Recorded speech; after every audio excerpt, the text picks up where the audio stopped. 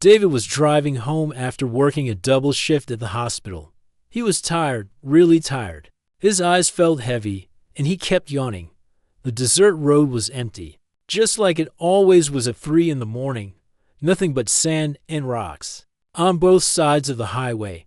He had been working as a paramedic for 8 years now. Every day was the same, helping people, saving lives, dealing with emergencies. But tonight felt different somehow. The air was thick, and there was this strange feeling in his chest, like something big was about to happen. David rubbed his eyes and reached for his coffee cup. Empty. Great. He still had 40 minutes left to drive before reaching his apartment. The radio was playing some old song, but he wasn't really listening. His mind was already thinking about his bed and how good it would feel to finally sleep. Then he saw the lights. At first, David thought it was just an airplane, but the lights were moving in a weird way, going up and down, left and right. No airplane moved like that. He slowed down his truck and watched through the windshield. The lights were getting brighter and closer. Suddenly, there was a loud noise, like thunder but different. The lights shot across the sky and disappeared behind some hills. David waited for a few seconds, expecting to hear another sound, but everything went quiet again. He should have just kept driving. That's what any normal person would do. But David wasn't normal. He was a paramedic.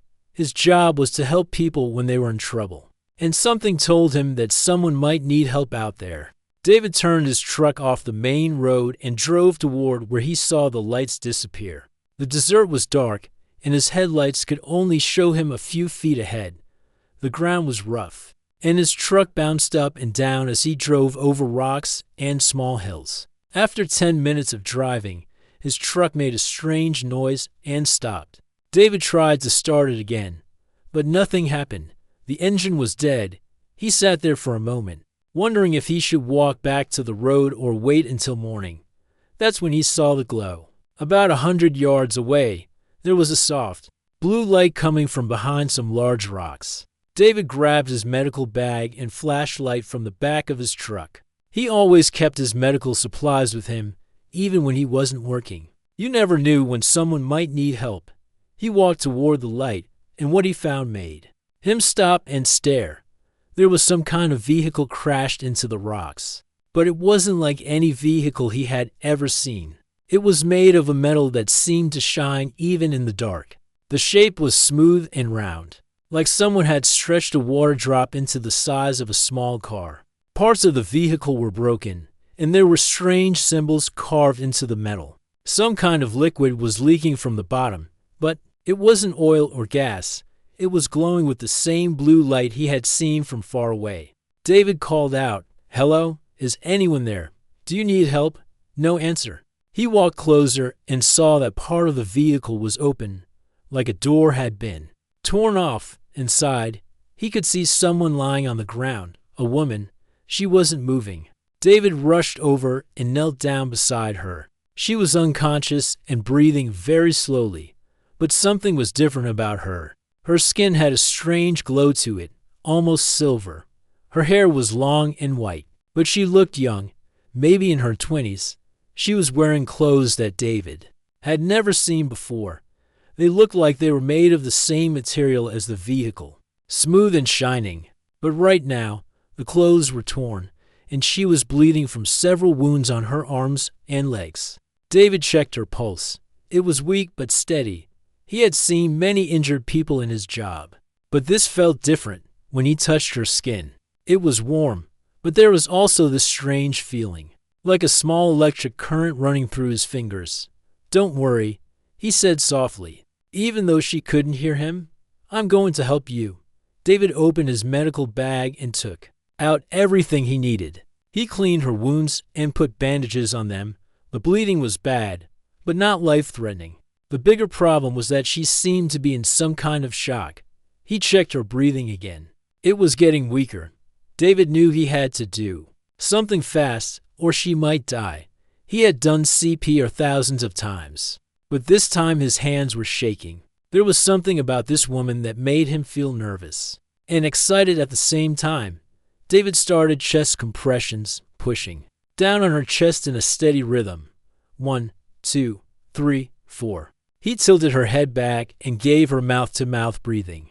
Her lips were soft and warm, and when he breathed into her lungs, he felt that strange electric feeling again, but stronger this time. He continued CPR for what felt like hours, but was probably only a few minutes. Just when he was starting to think it wasn't working, the woman's eyes opened, but they weren't normal eyes. They were bright blue, almost glowing, like the small stars. She looked at David for a long moment, and he felt like she was looking right into his soul. Then she smiled, just a little bit, and spoke in perfect English. "You saved me," she said. Her voice was soft and musical, like nothing he had ever heard before. "I'm a paramedic," David replied.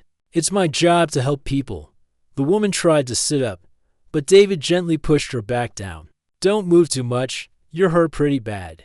She looked around at the crashed vehicle and then back at David.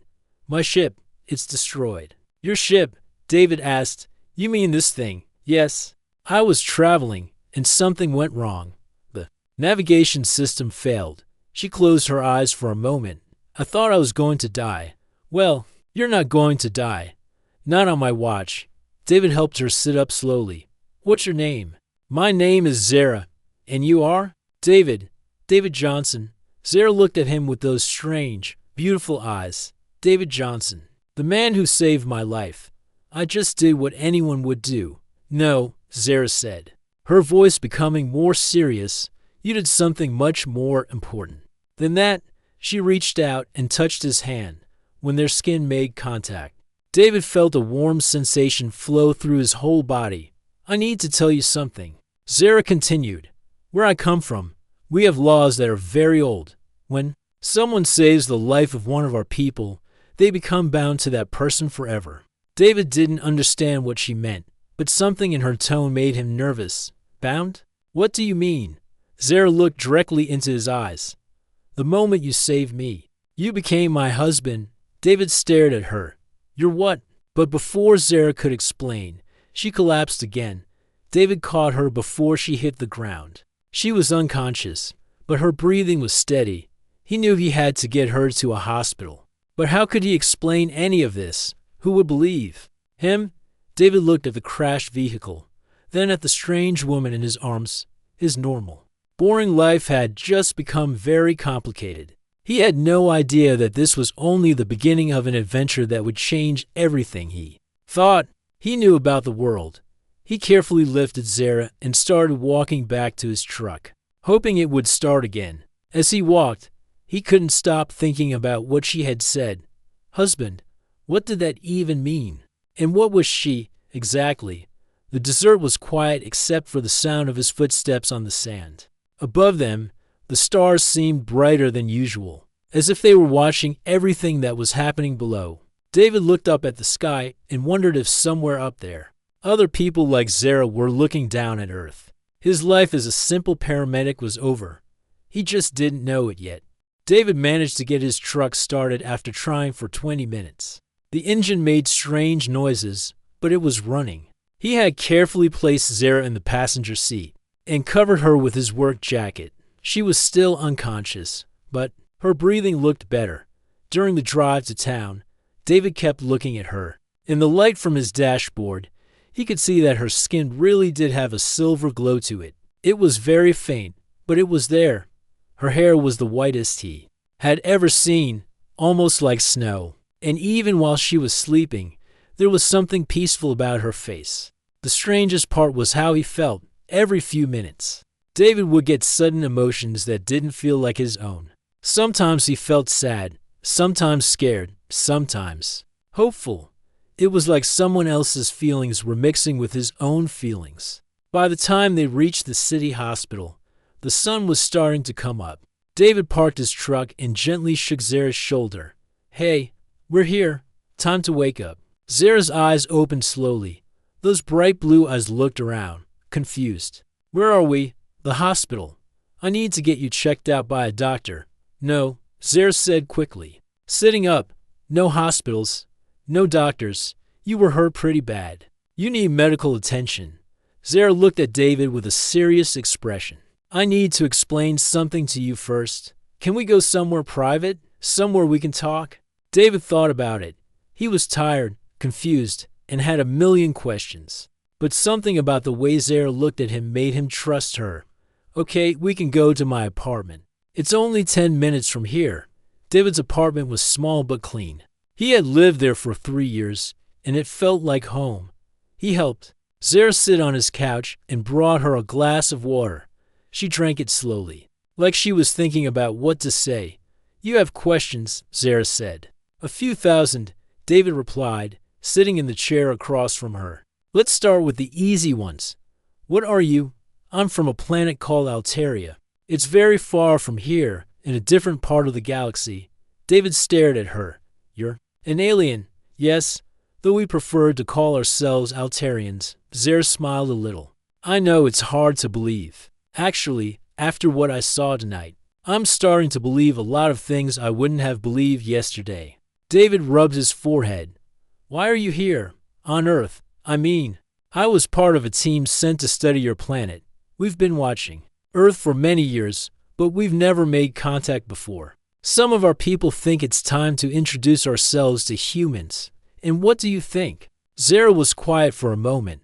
I think humans are more ready than some of my people believe. You saved my life without knowing anything about me. That shows kindness. David felt that strange warm feeling again, like when Zara had touched his hand in the desert. What happened to your ship? We were attacked. There are some Alterians who don't want us to make contact with other worlds. They think it's dangerous. They followed us here and tried to stop our mission. Are they still out there? Yes, and they're probably looking for me. Zara's expression became worried. I'm sorry, David. By helping me, you might have put yourself in danger. I'm not worried about that right now. I'm more worried about what you said in the desert. About becoming your husband. Zara's cheeks turned a light pink color. That's complicated. I've got time. Zara stood up and walked to the window. She looked out at the city waking up below them. On Alteria, we have laws that are thousands of years old.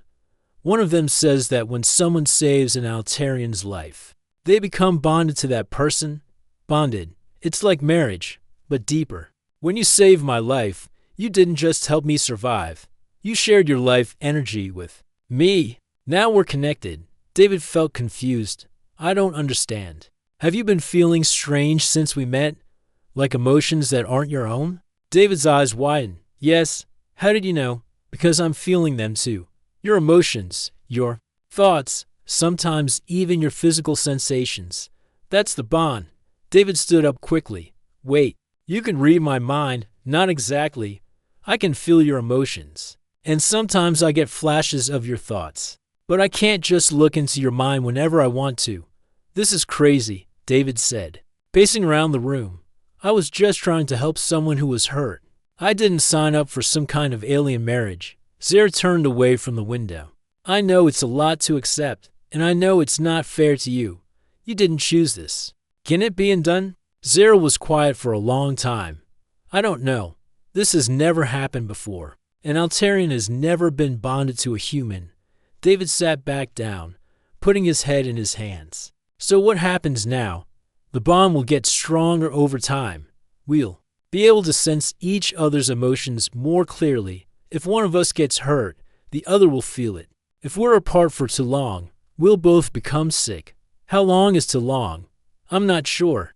Maybe a few days, maybe a week. David looked up at her. So we're stuck together.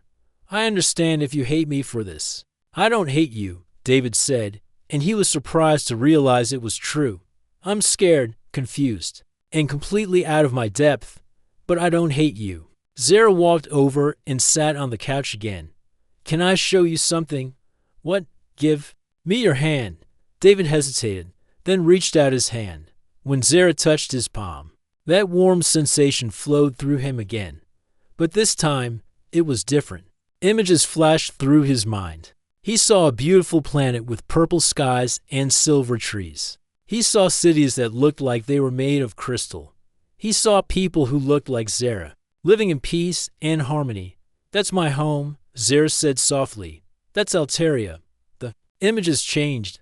Now David saw spaceships fighting in the darkness of space. He saw fear and anger on the faces of Altarians. He saw destruction and war. And that's why I'm here, Zara continued.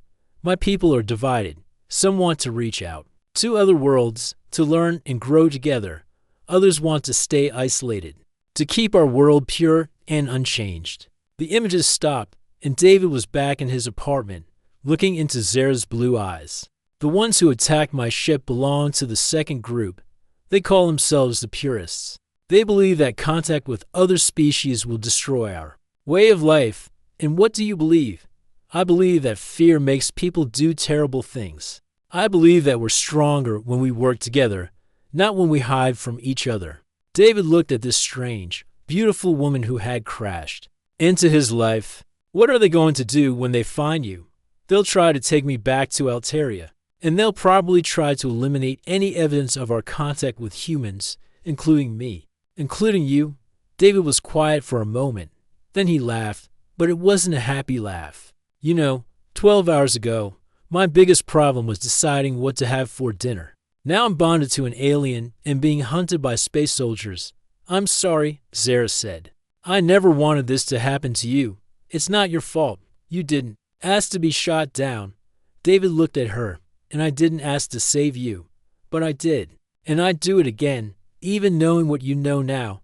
David thought about it. Despite everything, despite the fear and confusion and the fact that his life had just become incredibly complicated, he looked at Zara and felt something he hadn't felt in years: connection, purpose, maybe even love. Yes, he said, even knowing what I know now. Zara smiled, and for the first time since he met her, it was a real smile. Thank you, David. So what do we do now? Now we figure out how to stay alive and how to stop the Purists from hurting anyone else. David nodded. Okay, but first I need coffee, and you need real medical attention. Bond or no bond, you're still hurt. I heal faster than humans do. How much faster? Zara pulled back the bandages on her arm. The wounds that had been bleeding badly just a few hours ago were already closing up. Much faster. David stared at her arm. Okay, that's actually pretty cool. And despite everything that had happened, despite all the danger they were in, Zara laughed. It was a sound like music, and it made David feel like maybe, just maybe, everything was going to be okay. David woke up to the sound of sirens. He jumped out of bed and looked out his window. 3 black cars were parked outside his building, and men in dark suits were getting out. They didn't look friendly. Zara, he called out, running to the living room. She was already awake, standing by the window with a worried look on her face. They found us, she said quietly. We need to leave. Now. Who are they? I'm not sure. Could be your government. Could be the Purists. Either way, we can't let them catch us. David grabbed his emergency bag and threw some clothes into it.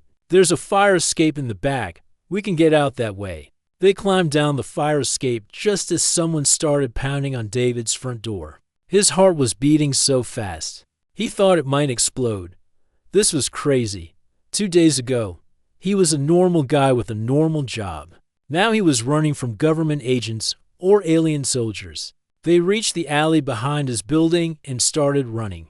David's truck was parked on the street, but there were too many people watching it. They needed another way out. This way, David said, leading Zara through the back streets. He knew this part of town well. There was a bus station 6 blocks away where they could catch a ride out of the city. As they ran, Zara suddenly stopped and grabbed David's arm. Wait, something's wrong. What? I can feel them. The Purists, they're close. David looked around. The street looked normal. A few people walking to work, some cars driving by. Nothing strange. How can you tell? All Altarians have a certain energy. I can sense it when others of my kind are nearby. Is that how they found us? Probably. The bond between us is strong.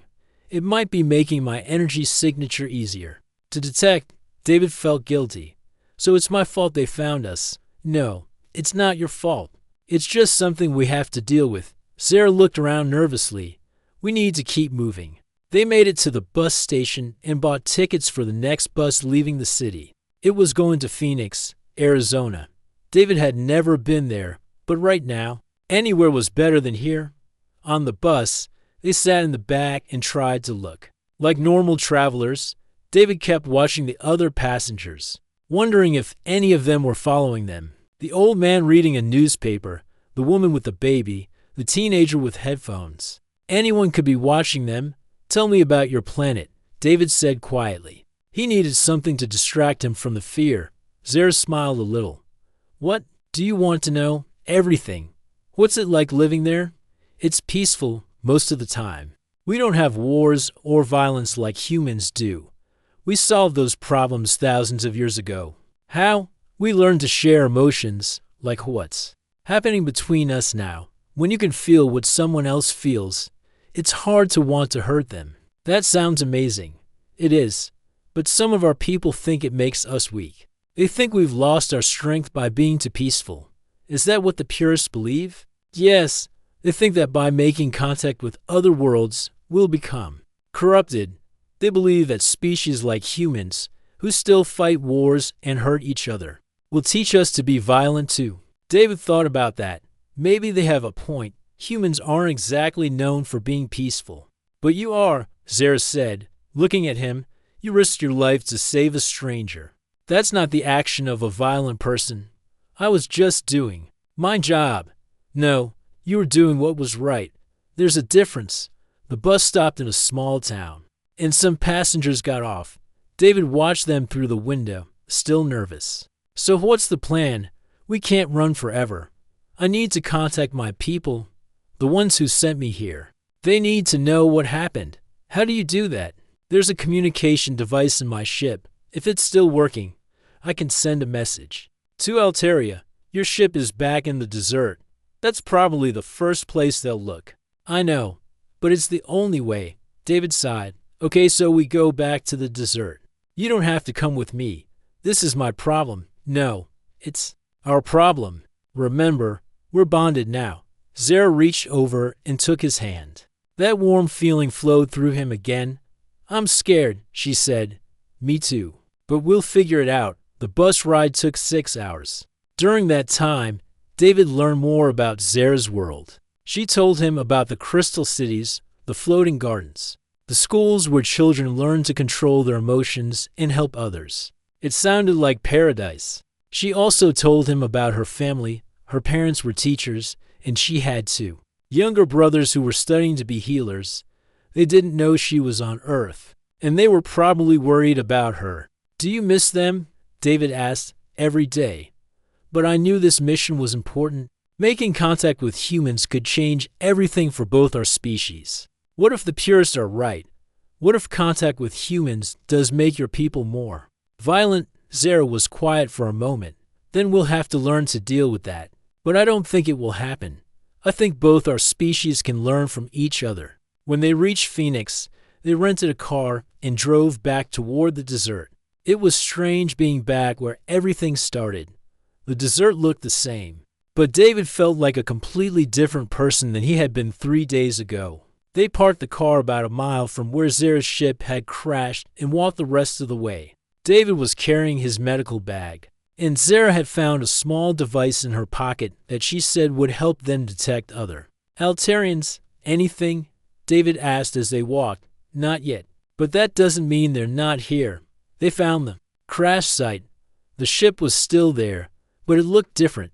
Someone had been here. Parts of the ship had been moved, and there were footprints in the sand. Your government people. Zara said, examining the footprints. They've been studying my ship. Is the communication device still there? Zara climbed into the ship and looked around. Yes, but it's damaged. I can try to repair it, but it will take time. How much time? A few hours, maybe more. David looked around nervously. We don't have a few hours. If they've been watching this place, they'll be back. I have to try. It's the only way to contact my people. Zara started working on the device. David watched her hands move over the strange technology. Everything she did looked like magic to him. She was connecting wires and adjusting small parts that glow with blue light. There, she said finally. I think it's working. She pressed a button, and the device made a soft humming sound. Then she started speaking in a language David had never heard before. It sounded like music, with flowing sounds and gentle rhythms. After a few minutes, she stopped and waited. Then the device made a different sound, and a voice spoke back in the same musical language. "What did they say?" David asked. "They're sending a rescue ship. It will be here in 2 days." "That's great, but there's a problem. The purists have more ships coming. They're planning to attack Earth." David felt cold. Attack Earth? Why? To eliminate all evidence of contact between our species. They're going to destroy anything that proves Altarians were ever here, including us. Including us? David sat down on a rock. "So what do? We survived for 2 days. And we try to warn your people. Warn them about what? That aliens are coming? Who's going to believe that? Someone has to. If the purists attack, innocent people will die." David looked at Zara. She was right. They couldn't just hide and wait for rescue. They had to do something. "Okay," he said. "Let's go warn someone." But as they started to leave the crash site, David heard something that made his blood freeze. The sound of engines in the sky. Not airplane engines. Something else. "There." "Here," Zara whispered. 3 silver ships appeared over the hills, moving silently through the air. They were beautiful and terrifying at the same time. "Run," Zara said. They ran toward their car. But the ships were faster. Beams of light shot down from the ships, creating explosions in the sand around them.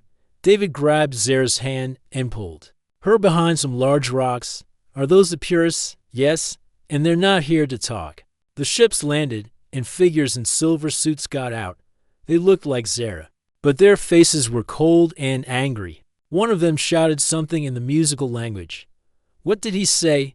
He said to surrender, or they'll destroy everything within 10 miles. David looked at Zara. "Are you going to surrender? Are you crazy? They'll kill us both. Then we fight." "David, they have weapons that can destroy buildings. We have nothing. We have each other, and we have the bond. That has to count for something." Zara smiled. "Even though they were about to die, you're right. Let's show them what humans and Altarians can do together."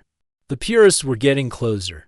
David could hear their footsteps on the sand as they searched behind the rocks. His heart was pounding so hard he was sure they could hear it. "There has to be another way out of this," he whispered to Zara. "I don't think so. They have us surrounded. What about your abilities? Can't you do something?" Zara looked at him sadly. "I'm not a warrior, David. I'm a scientist. I study planets and cultures. I don't know how to fight, but you showed me those visions. You can do things humans can't do. That's different. Those are peaceful abilities. The purists have weapons designed for war." David heard voices getting closer. They were speaking in that musical language, but the tone was harsh and angry. Nothing like the way Zara spoke. "What are they saying?" "They're arguing about what to do with us. Some want to take us back to Altaria alive. Others want to eliminate us here." "Great. So we're either going to die here or die on an alien planet." "David, there's something I need to tell you about the bond between us." "What about it?" "It's stronger than I thought. Much stronger. I can feel your life force mixing with mine. If something happens to one of us, the other will feel it." "You mean if you die, I die?" "Not exactly, but you would be changed forever. Part of you would die with me." David thought about that. "And if I die, the same thing would happen to me, so we really are stuck together." "Yes, but David, there's something else. Something I didn't tell you before." "What?" "The bond can be completed, made permanent. If we both choose it, we can become fully connected. Our life forces would merge completely." "What would that mean?" "We would share everything. Thoughts, feelings, abilities. You would gain some of my Altarian powers, and I would gain some of your human strength." David stared at her. "You're talking about not being human anymore. You would still be human, but you would also be something more. Have you ever done this before?" "No. No Altarian has ever completed the bond with someone from another species. We don't know what would happen." The voices were getting even closer now. David could see shadows moving between the rocks. They were running out of time. "Why are you telling me this now?" "Because it might be our only chance to survive. Together, We might be powerful enough to escape, or we might both die trying. Yes, David closed his eyes and thought about his life. 3 days ago, he was a lonely paramedic with no family and no real friends. His biggest excitement was watching movies on weekends. Now he was hiding in the desert with an alien woman who was offering to share her soul with him. How do we do it? Are you sure?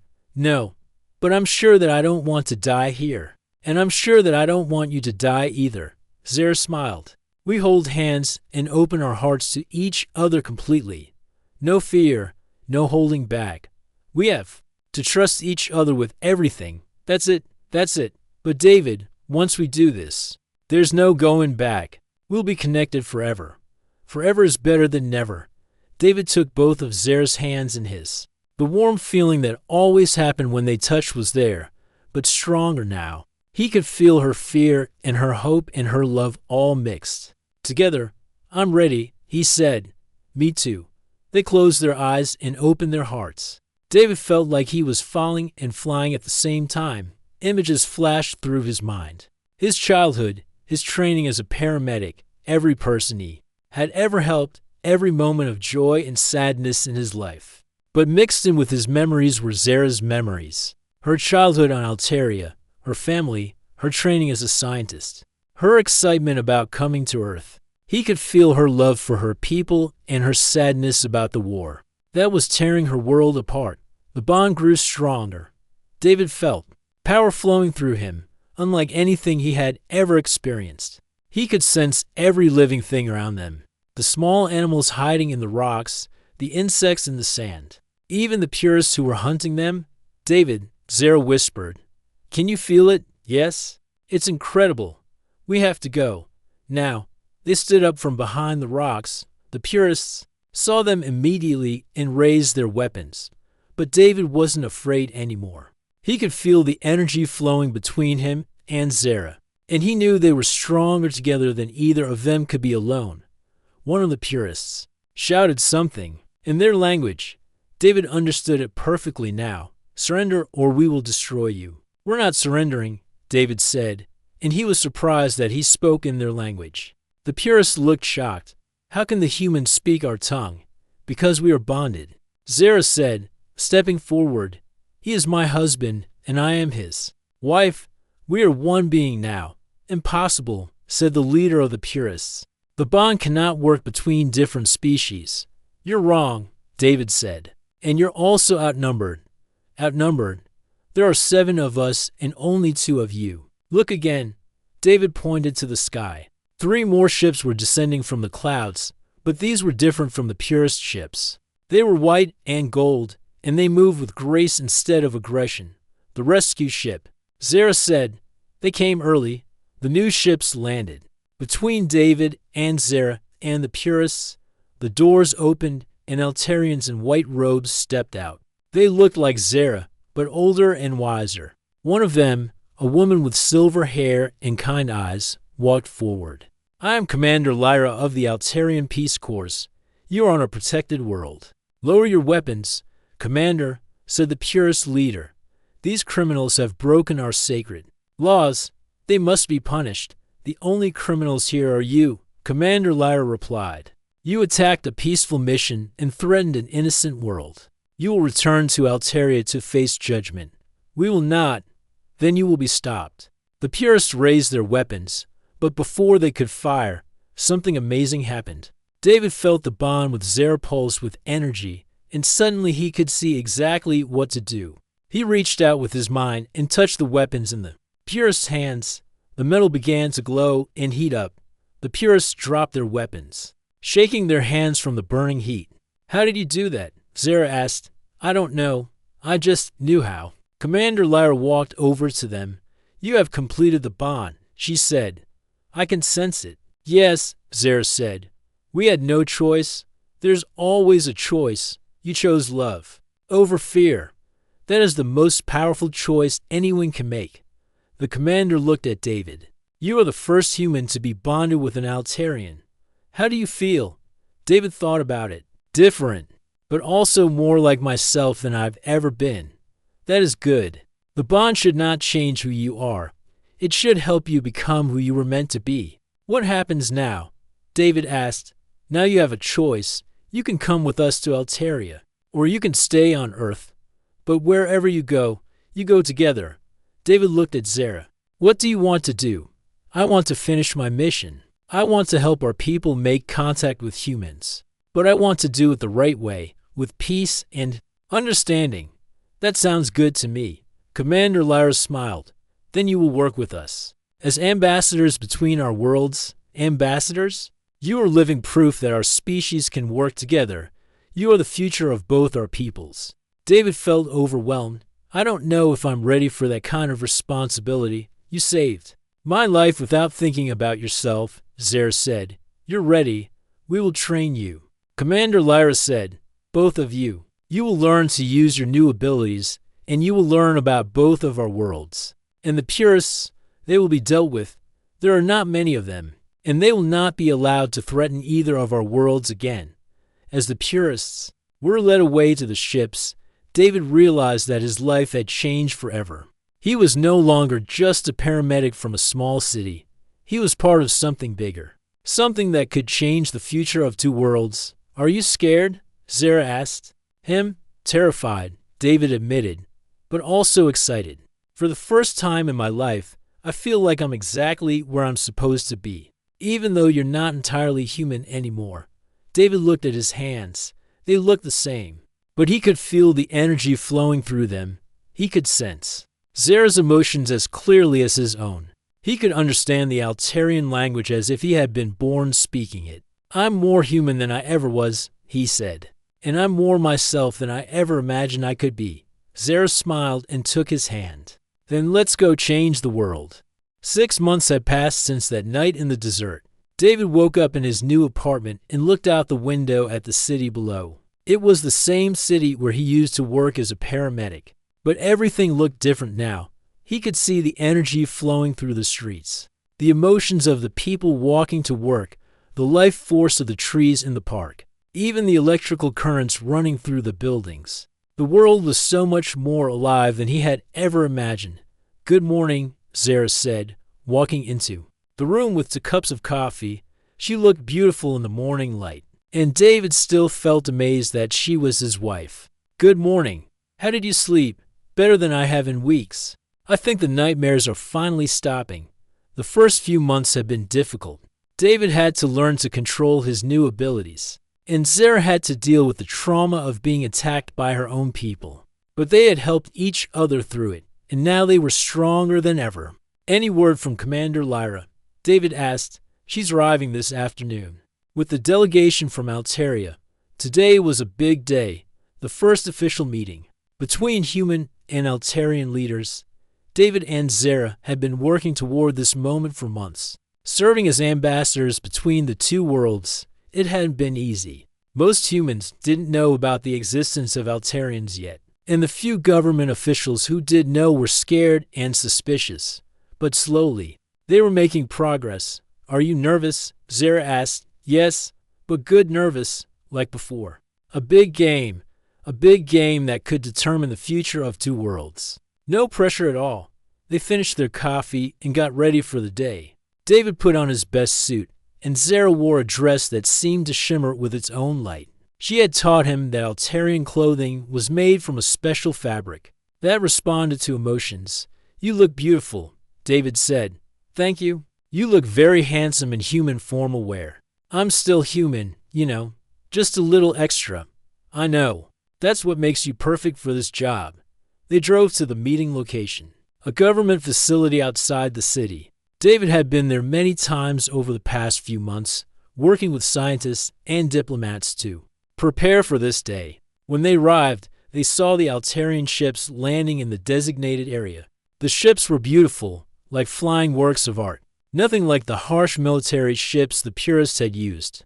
Commander Lyra stepped out of the lead ship, followed by several other Altarians in ceremonial robes. She smiled when she saw David and Zara. My friends, she said, embracing them both. Are you ready for this? As ready as we can be. David said, the human leaders are waiting inside. Yes, President Williams and several other officials. They're nervous, but they're willing to listen. That's all we can ask for. They walked into the building together. David could feel the tension in the air. The human officials were scared, which was understandable. It's not every day you meet beings from another world. The meeting room was set up with two long tables facing each other. The humans sat on one side, the Altarians on the other.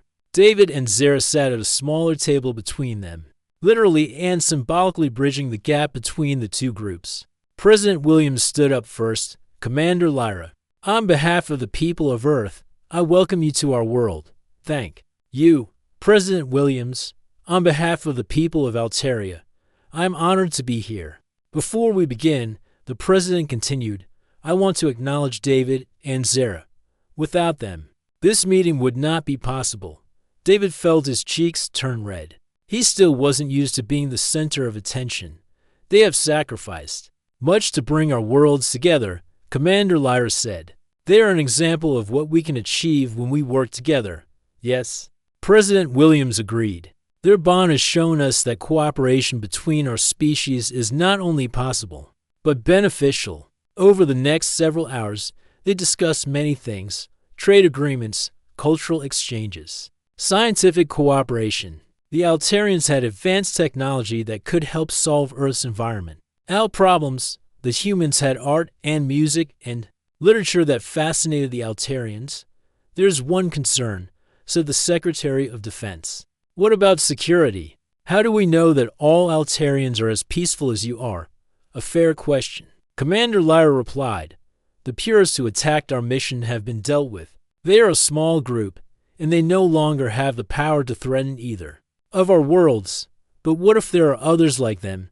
Then we will deal with them together. That is what allies do. David stood up. If I may say something, of course. President Williams said, 6 months ago, I was just a paramedic. I had no idea that life existed beyond Earth. But when I met Zara, I learned that the universe is much bigger and more wonderful than I ever imagined. He looked around the room at both humans and Altarians. I've lived in both worlds now. I've seen the best and worst of both species. And I can tell you that we have more in common than we have differences. What do you mean? Asked the Secretary of State. We both love our families. We both want to protect our children. We both hope for a better future. Those are the things that matter. David is right, Zara said, standing beside him. When I first came to Earth, I was scared. I didn't know what to expect from humans. But David showed me kindness when I needed it most. He showed me that humans and Altarians can not only coexist, but thrive together. The bond between them is proof of that, Commander Lyra added. They are stronger together than they ever were apart. Speaking of the bond, President Williams said, we're told that you're expecting a child. David and Zara looked at each other and smiled. Yes, Zara said. In about 4 months, the first human-Altarian hybrid, said the Secretary of Defense. What will that mean? It means hope, David said. Our child will be a bridge between our worlds, living proof that our species can create something beautiful together. The child will have abilities from both parents, Commander Lyra explained. Human creativity and determination, combined with Altarian empathy and energy manipulation. Is that safe? Asked the president. We don't know yet, David admitted. This has never happened before. But we have the best doctors from both worlds helping us. And regardless of what happens, Zara added, we'll love our child and teach them to love both of their worlds. The meeting continued for several more hours.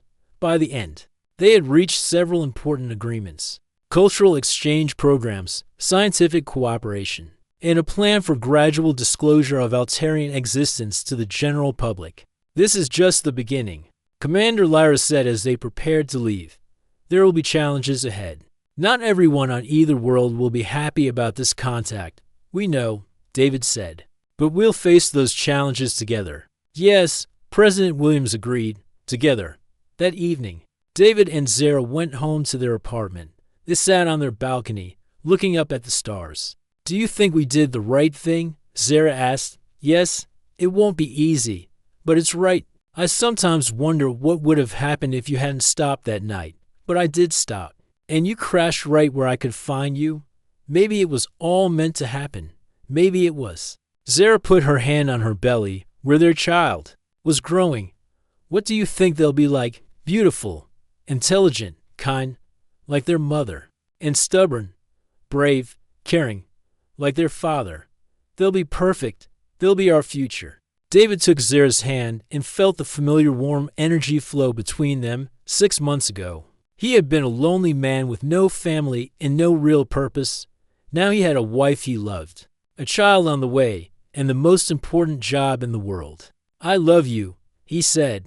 I love you too, even though I'm not entirely human anymore. You're more human than anyone I've ever met, and you're more Altarian than most Altarians. That's what makes you special. We're special. Together. Yes, together.